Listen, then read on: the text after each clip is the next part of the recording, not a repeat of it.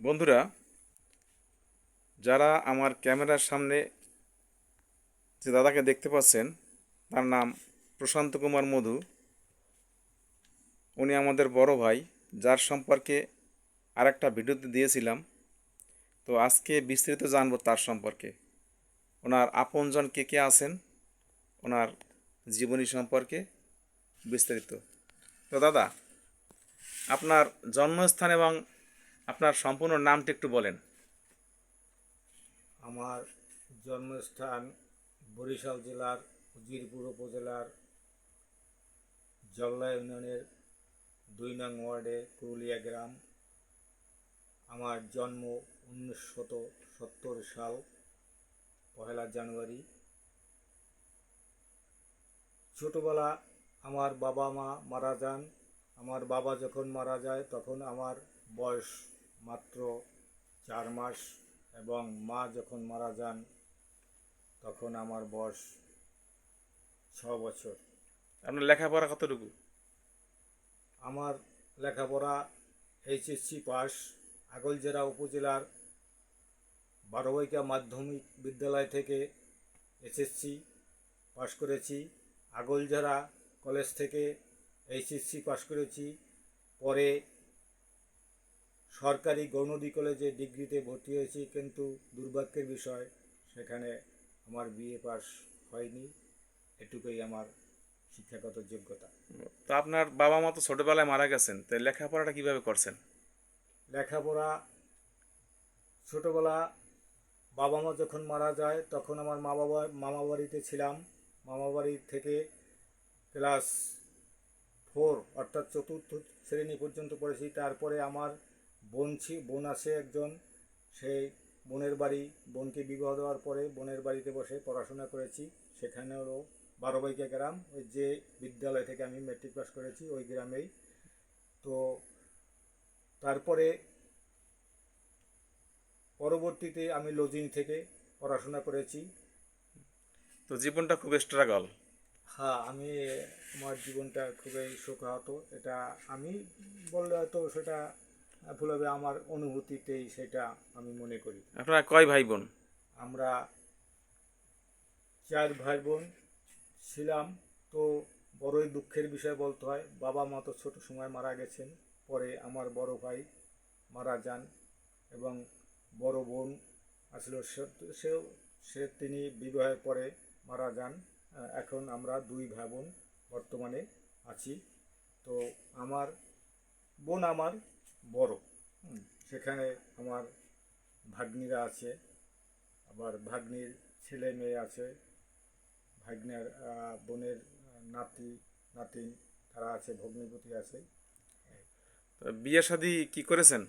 না, আমি তো বিবাহ শাদী করি নাই। এটাই আমার জীবনের একটা বড় আহ, বিপর্যয়ের বিষয়। যদিও তারপরও আমি আছি, আহ, যেভাবে আছি। না, অনেকে আমার তো দেখছে যে বুড়ো বয়সে বিয়ে করে, তো আপনি তো করতে পারতেন। এখন এখন তো সেটা বয়স আপনার যার এর চেয়ে অনেক বড় বয়সী বেশি মানুষও বিবাহ করে, তো আপনার তো সেই হিসাবে বিবাহ করতে পারতেন। তো সে ধরনের মনোভাব না, বা চিন্তা এটা ভাবনা তো আছে কি? একটা কারণ ভবিষ্যতের কথা। একটু এবং একটু বলি শোনেন, সংসার জীবনটা তো মানুষের জীবনে প্রয়োজন। কারণ বৃদ্ধ বয়সে সন্তান সন্ততি না থাকলে মানুষ কিভাবে নেয়, বা তাদের আপনার দেখাশোনা কে করবে, সেই বিষয়ে আপনি কি বলেন? আমার বয়স তো এখন অনেক হয়ে গেছে, কাজেই এখন এই বিষয়টা মানে জবাব দেওয়া বা এটা সম্পর্কে আলোচনা করা একটু বিগত দিনের কথাগুলো খুব কঠিন হয়ে দাঁড়ায়। হ্যাঁ, সেই ক্ষেত্রে আমি কথাটা স্পষ্ট না বললেও এখন তো সেই মনোভাব আমার অনেকটাই মানে আহ, ইচ্ছা নাই, এই তো। স্তমিত হয়ে আসছে। তারপরও মনের ব্যাপার, মানুষ এই যে কথাটা বলা হয়েছে যে আহ, অনেক বয়সেও তো সঙ্গী করে। তো সেই থেকে এখন তো মানে জীবন বলাটা চলার পথে প্রয়োজন। জীবন চলার পথে ভবিষ্যতে তারপর বৃদ্ধ হলে যখন একা থাকবো তখন তো বিভিন্ন জনে বিভিন্ন লোকে আমার মতাদর্শ দেয় বা মত দেয়, কথা বলে। সে সম্পর্কে আমি তাদের সাথে কিছু কথা বলি, আমার মনের যেটা আসে সেইটা সম্পর্কেই বলি তাদেরকে। তো দাদা, আমরা ছোটবেলায় দেখতাম আপনি অনেক যাত্রা করছেন এবং নিজে অনেক কবিতা আবৃত্তি করতেন, আপনার আবৃত্তি খুব ভালো ছিল। আমি অনেক সময় জানতাম যে আপনি নিজেও কবিতা লেখেন। তো আপনি আমাদের এই সংস্কৃত অঙ্গনে কি কিছু দিবেন আজকে উপহার? এখন এখানে আমি আজকে যে স্থানে আসছি, সত্যিই আমার ছোট ভাই, আমি বলি অবনীভূষণ বারৈ, এবং সেটা আমার পানবাড়ি বাজারে অর্ঘ কম্পিউটার আহ, মানে গৃহে আসি, এবং সেই সুবাদেই কিছু বলার জন্য আমি এই উপস্থাপনাটা আহ, করছি। হলো যে কথাটা, আমি সত্যিকারেই লেখালেখির জন্য আমার মন খুব কাঁদে, এবং সেদিকে আমার খুব আগ্রহ। যদিও আমি যাত্রা আহ, অভিনয় বা ছোটোখাটো অভিনয়ের দিকে আমার মত, এবং বিভিন্ন জায়গায় আমি ছোট আহ, যাত্রা দেখেছি, শুনেছি, আমার অভ্যাস ছিল এটা ছোট থেকে যাত্রা শোনার। এখনও আমি টিভি যখন সময় পাই টিভিতে বসি, কম্পিউটারে বসি।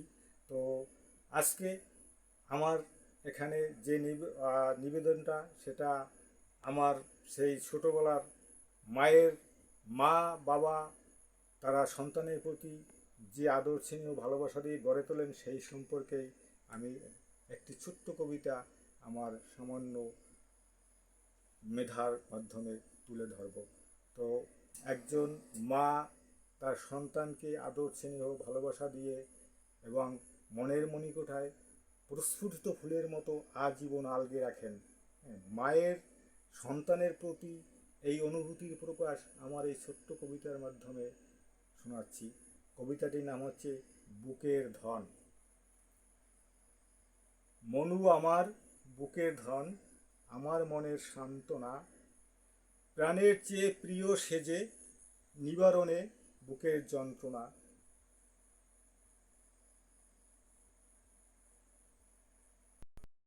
এসেছে যখন কেউ আঘাত করেছে, তাই তো আমি প্রকাশিতে চাই আমার বুকে কত যন্ত্রণা। খালি হাতে ফেরে না কেউ, যদি না করে হিংসা, মনু আমার কাছে আসলে লাগে না ক্ষুধা তৃষ্ণা। পরিশেষে আমি সকল কচিকাঁচা শিশুদেরকে জানাচ্ছি আমার আদর স্নেহ ভালোবাসা। আমার সহপাঠীদের প্রতি জানাচ্ছি আন্তরিক শুভেচ্ছা ভালোবাসা। বড়দেরকে শ্রদ্ধা ও সম্মান জানাচ্ছি। আমাকে সকলে আপনারা আশীর্বাদ করবেন, এই প্রার্থনা রাখছি। অসংখ্য ধন্যবাদ। আমি আশা করি পরবর্তীতে আপনি আরও আমাদের অনেক কবিতা উপহার দেবেন বা অন্য কিছু উপহার দেবেন। তো দাদা, 1 মিনিটে বলবেন এখন বর্তমানে আপনার জীবনটা কেমন চলছে?